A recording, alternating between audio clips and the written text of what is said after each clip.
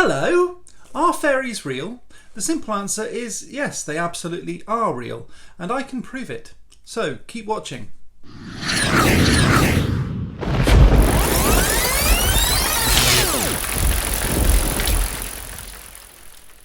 Yes, fairies are real. In this video I will show you how to see fairies yourself and what kinds of things you can use to improve your chances of encountering them yourself. Hello, my name is Neil Trigger and welcome back to Real World Magic. In today's video I'm going to be answering once and for all that age-old question you all want to know: are fairies real? And I'll give you some spoilers now. Yes, they are real. I believe in fairies, and so will you, especially when you see them for yourself, and I'll show you how. To find out if fairies are real or not, we need to define what fairies are and how we can prove once and for all that they exist. From looking into flames and seeing a dancing salamander or fire fairy, to seeing light out of the corner of your eye in a darkened room, fairies are all around us all of the time. In fact, it's so rare that fairies are not around us all the time that the only time I can really think of when a fairy might not be close by is when we're flying in an aeroplane, and even then you might have one or two stowaways anyway. So why am I so convinced that fairies are real? Well, because I've seen them. Now, before anyone says anything in the comments down there, no, I'm not mad and I've not taken any mind-altering substances. I truly believe that I saw a fairy and it was quite beautiful.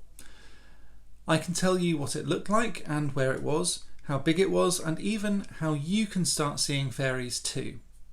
I know that a video like this will often get a lot of kickback from people who say I'm lying. I'm really not. Hopefully you'll believe me, but if you say that in the comments, the chances are I'll ignore that comment because I know what I saw. So what did I see? Well, I saw a beautiful looking female form similar to a standard fairy image, but the fairy I saw was quite a lot larger in size, maybe 1 foot to 1.5 feet tall. She glowed with such intensity she was almost like staring straight into the heart of a fire. Let me give you a bit of background. When I was 16 years old, I went swimming in my garden. We had a swimming pool back then.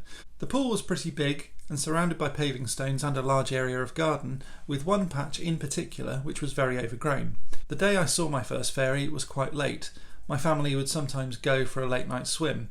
We turn on the outside pool light and swim in the dark. It was very pretty actually, so we do it fairly regularly. This one night was not different in any way really. Not that I can remember anyway. So I'd just been for a swim and I stood at the shallow end looking out over this overgrown part of the garden, and I saw a burning yellow and white sun. That's the best way of describing it. It was such an intense light that it would have burned my eyes, except that, and this is the weird thing, this is when it'll start sounding weird to anyone who hasn't experienced something like this before, I don't think I was using my eyes, not really, and not in the same way as you're watching this video right now. My fairy was sort of seen with my eyes but experienced with my soul. I know that sounds corny, sure, some people would have described it like an angel I suppose, and I've read a lot of angel experiences and they read very similar, to be honest, but I feel like this was a fairy.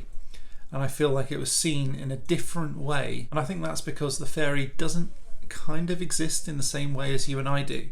That doesn't mean it's not real, just that you need to adjust yourself in order to see them. I feel like my relaxed state allowed me to see her, and I'm sure you can do the same. So how can you see a fairy? That's why you're here, isn't it? You want to see fairies, you want to know if they're real, and you want to work out how to see them, right? Well, don't panic. I've explained already that I believe in fairies and I believe that they are real. Next, I'm going to tell you how you can see them. When I was doing my PhD in psychology and psycholinguistics, I met Dr. David Lewis. He's been on TV a lot, perhaps most notably dressed as a wizard in a really weird reality dating show where he administered lie detector tests, and I think it was called Date My Daughter or something. Anyway, he's a respected neuroscientist, but he was also dressed as a wizard. And he's written an interesting book about the brain and brain waves.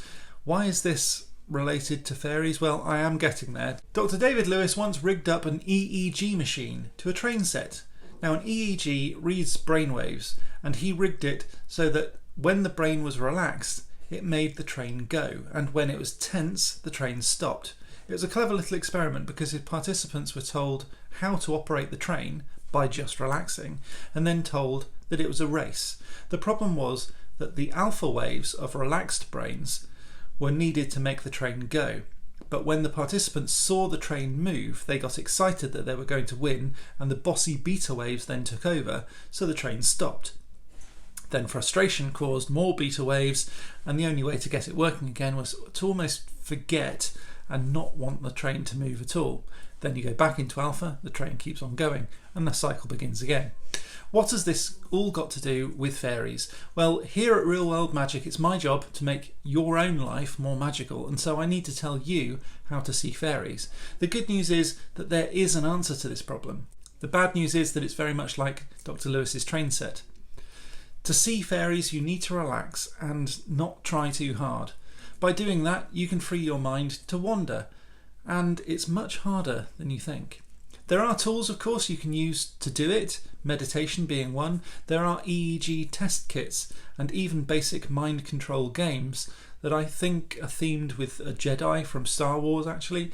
So if you relax, your mind goes into alpha waves and then you can hover a ball on a column of air. Using this technique, you can put your own mind in a receptive pattern, so if there is a fairy nearby, you'll be able to see it. Next, you need to know how you can use fairies to help you in your life. But that's the subject of another Real World Magic fairy video. Thanks very much for watching. If you like this video, please click the like button to let YouTube know it was a good video and more people should see it. Subscribe for more of this kind of thing, and if you do, remember to ding that bell so you get told next time something interesting gets uploaded.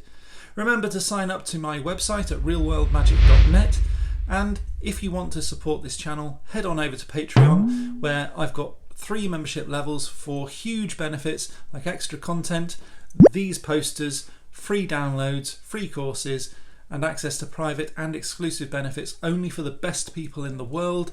These are my patrons, and they support me every single month, and I love them forever.